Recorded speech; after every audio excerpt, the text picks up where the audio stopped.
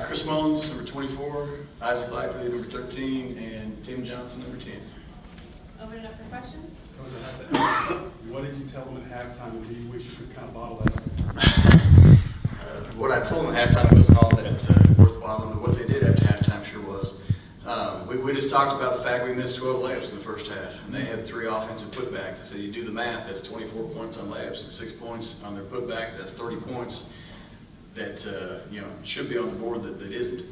And so we're down 10 with the opportunity to really be up double figures. And said if you will just go out and do what you've done for nearly 40 games, which is defend, get out and run, score your layups in transition, score in the half court, defend again, get out and run again, defend again, get out and run again. I said that the tables are going to turn, and they're going to turn fast, and they're going to be on their heels and not going to know what hit them.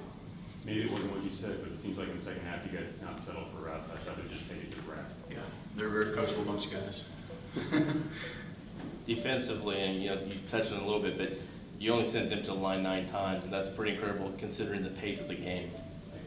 Can you talk a little bit more about the defense? And we were just really focused on closing gaps, on penetration. We knew we had to step out on 12 and 2 in particular.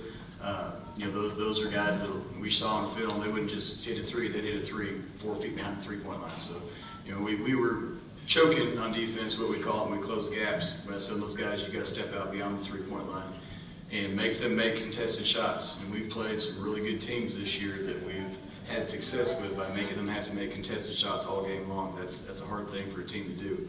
And when we get stops and get out and run and pour gasoline on the fire. For any of the players, did you guys sort of sense in that second half to just get to the rack and sort of bypass the jumpers and just sort of attack? Yeah, we did. Especially Chris right here. He slashed to the gap pretty good.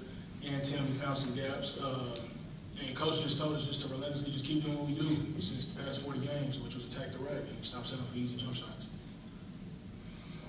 Chris, just kind of talk about the mindset in the second half. Just was it all right time to take over and get this W? In the first, at halftime, we was talking together, and they got on me. They were like, start slashing more, stop settling for jump shots. And so I said okay. So in the second half, I was just trying to get to the bucket or trying to find somebody to attack. I just wanted to win. You realize you scored 36 points at the time?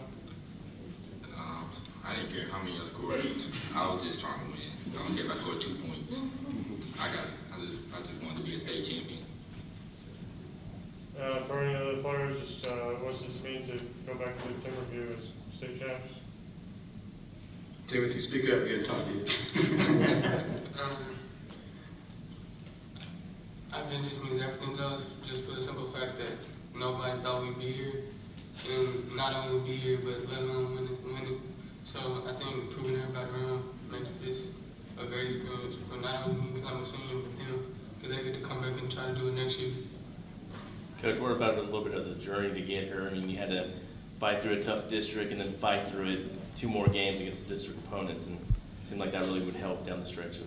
Well, we talked about today that we planted seeds early in the year, and these guys have played some folks. They played that real good team from Montgomery, Alabama, in the Hoop Fest back in November, and they had to go through 10-5A, which I think clearly is the best district in the state of Texas. People said there's a little bit of a debate between our district and Fort Bend Marshall's district. I think 10-5A is the best district in the state of Texas.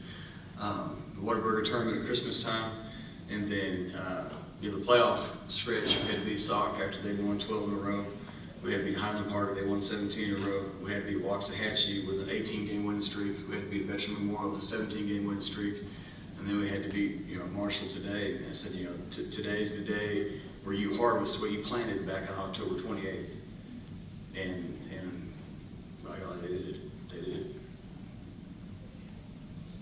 Coach, you mentioned the layups early in that first half, but anything else that you saw that sort of kept you guys in chase mode for those first 2 quarters, or was it just simply the layups? That's the big thing. I mean, we were getting good looks. It wasn't like we weren't getting good looks. We just weren't converting, and that's what we talked about at halftime. Just do what you've done for nearly 40 games. I told them you don't have to do anything out of this world. You don't have to do anything just mind-blowingly spectacular.